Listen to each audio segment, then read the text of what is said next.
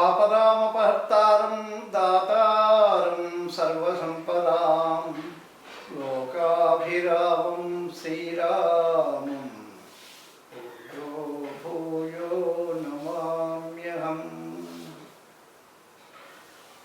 భక్తి దేవరాయ టీవీ ప్రేక్షకులందరికీ కూడా కోదినామ సంవత్సర శుభ ఆశీస్సులు అందజేస్తూ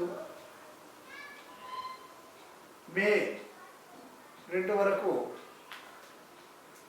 ఒక రాశిలో ఉన్నటువంటి గురువు, మేషరాశిలో ఉన్నటువంటి గురువు అంటే బృహస్పతి వృషభ రాశిలోకి ప్రవేశం జరిగింది. తద్వారా మే 2 వరకు ఉన్నటువంటి ఫలితాలు ఒక మాదిరిగా ఉంటాయి.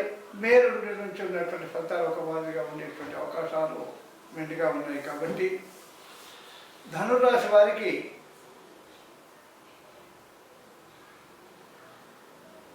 మే 2 వరకు ఉన్నటువంటి పంచమ స్థానంలో శుభుడైనటువంటి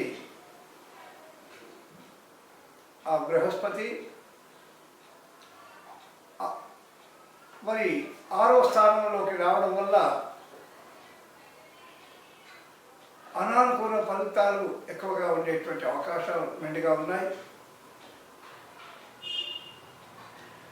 మరి వీరికి శని సంవత్సరంతో కూడా 3వ రాశిలో ఉన్నందుకు వల్ల శుభకారకుడైనటువంటి శని 3వ స్థానంలో ఉన్నందుకు కాస్త శుభఫలితాలే మెండుగా ఉండేటువంటి అవకాశాలు ఉన్నాయి.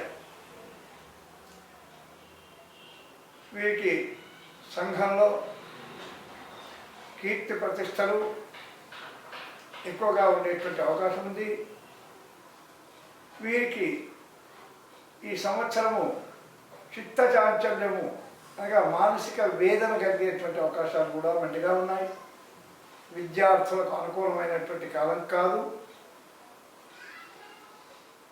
అదేవిధంగా ఈ రాశివారు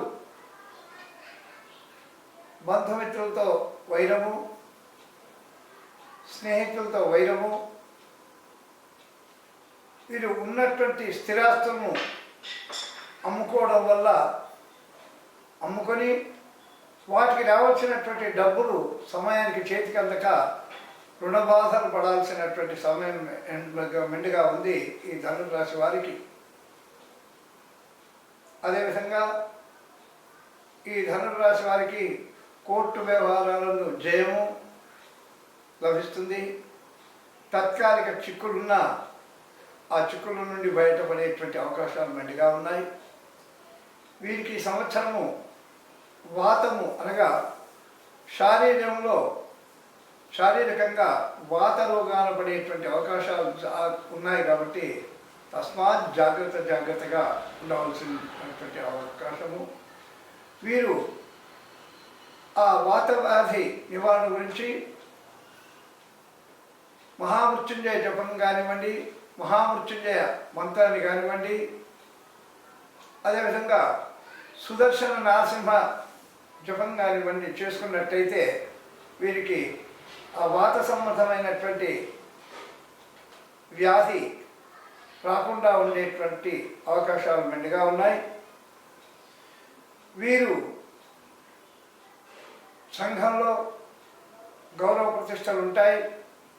వీరికి సంతానం వల్ల కొన్ని ఇబ్బందులు వచ్చేటువంటి అవకాశం ఉంది. అంటే కొడుకుల చేత కానీ బిడ్డల చేత కానీ ఆస్తి పంపకాల విషయంలో మనస్పర్ధలు వచ్చేటువంటి అవకాశాలు మెండుగా ఉన్నాయి ధనురాశి వారికి. ఈ ధనురాశి వారికి రాజకీయంగా కానివ్వండి ఎక్కువగా నష్టం జరిగేటువంటి అవకాశాలు మెండుగా ఉన్నాయి. కొత్త పదవి రాకపోగా పాత పదవులు ఊడేటువంటి అవకాశం మెండుగా కనబడుతుంది ధనురాశి వారికి. కాబట్టి ఈ ధనురాశి వారు ప్రజలలో చులకనైపోయి అప్రతిష్ట పాలయ్యేటువంటి అవకాశం మెండుగా ఉంది. వీరు నూతన కార్యక్రమాలను వాయిదా వేసుకోవడం చాలా మంచిది. భూ సంబంధమైనటువంటి కానీ గృహ సంబంధమైనటువంటి కానీ ఇతర ఫ్యాక్టరీలు పెట్టుకోవడం కానీ కాస్త వాయిదా వేసుకోవడము చాలా మంచిది. వీరికి అంత అనుకూలమైనటువంటి కాలం కాదు అని చెప్పవచ్చు.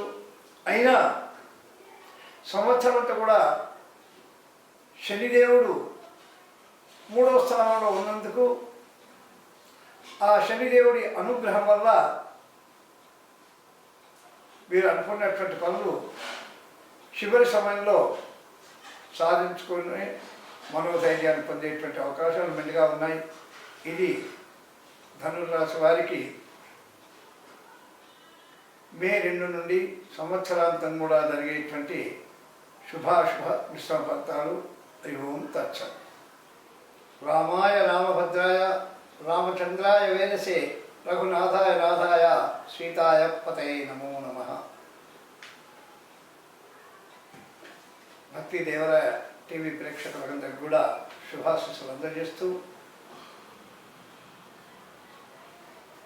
మరి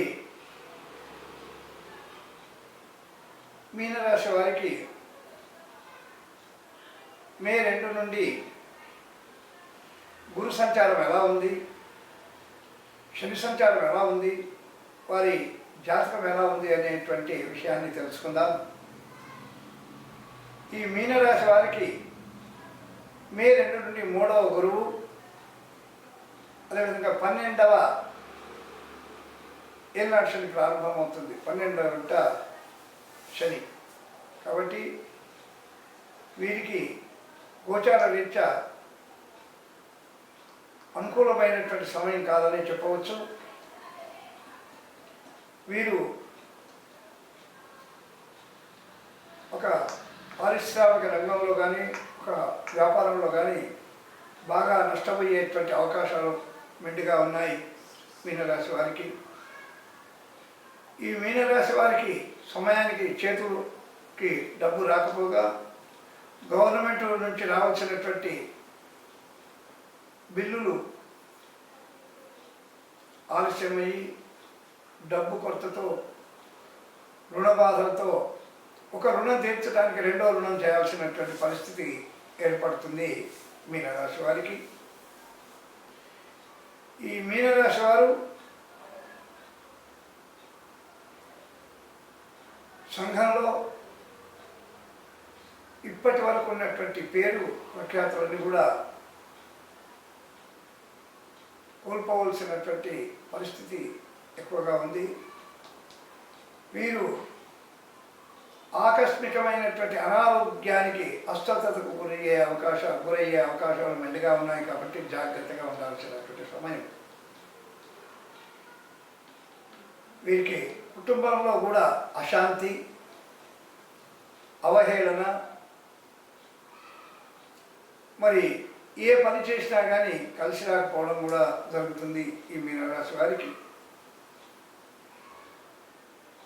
ఈ మీనరాశి వారు మత్స్యావతారుడైనటువంటి లక్ష్మీనరసింహస్వామి వారిని దర్శించి లక్ష్మీనరసింహ కవచం కానివ్వండి, కరావలంబ స్తోత్రం కానీ పఠించినట్టయితే వీరికి శుభఫలితాలు వచ్చేటువంటి అవకాశం ఉంది. కోర్టు వ్యవహారాలలో అనానుకూలత, చేయని నేరానికి శిక్షలు, ఈ విధంగా చాలా చాలా ఇబ్బందులు పాలయ్యేటువంటి అవకాశం మీనరాశికి ఉంది. కాబట్టి వీరు నిరంతరము కామ్ కర్తే రహో నామ్ జప్తే రహో, నిరంతరము వీరు రామతారకము కానీ నృసింహస్వామి యొక్క కరావలంబ స్తోత్రం కానీ చదువుకున్నట్టయితే వీరికి క్షేమం కలిగేటువంటి అవకాశాలు మెండుగా ఉన్నాయి. ఈ సంవత్సరం అంతా కూడా కొత్త వ్యాపారాలు కానీ, కొత్త వాణిజ్యాలు కానివ్వండి, కొత్త ఫ్యాక్టరీలు కానివ్వండి, కొత్త గృహాలు కట్టుకోవడం కానీ, కొత్తగా భూములు కొనడం కానీ, కొత్త పనులు వీరు ఈ సంవత్సరం చేయకపోవడమే వీరికి చాలా శుభవార్తం ఇస్తుంది. కొత్త పనులకు వెళ్ళి లేని చిక్కులు తెచ్చుకోకుండా ఉండాలి.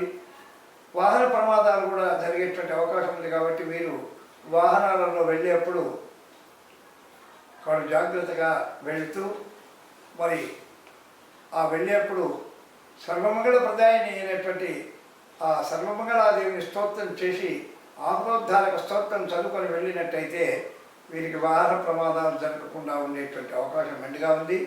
ఇది మీనరాశి వారికి ఈ సంవత్సర ఫలితము. మరి శుభం. ముఖ్యంగా భక్తి దేవాలయ టీవీ వారు మరి ప్రజలందరూ కూడా సుఖ శాంతి సౌభాగ్యాలతో ఉండాలనేటువంటి సత్సంకల్పం చేత ధర్మో రక్షతి రక్షితః,